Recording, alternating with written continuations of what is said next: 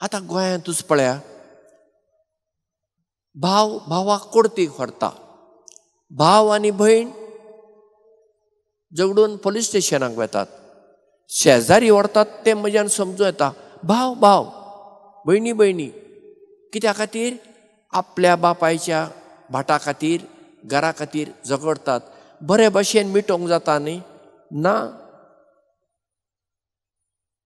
दुमाळो आमीच आमच्याच मनशांक दुमाळो दिता, त्रास करता. आनी हें जेजून सांगून दवरलां आमकां. पूण आमी निराशी जावची गरज ना. आमी जर सारके वाटेर आसां, प्रामाणीक वाटेर आसां, जेजूच्या वाटेर आसां, कितलेय कश्ट येवं, कितलेय त्रास आमकां मेळूं, भिवची गरज ना.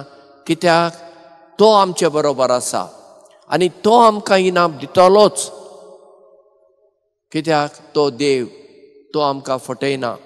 म्हूण आमी जेजूच्या उतरांचेर आमचो पुरतो विस्वास दवरून आमचें जिवीत ताच्या हातान घालुया.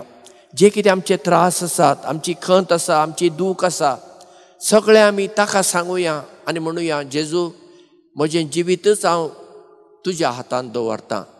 तुका कितें बरें दिसता म्हजें सवें तें तूं कर, आनी तोच आमकां चलयतलो आनी सांबाळटलो.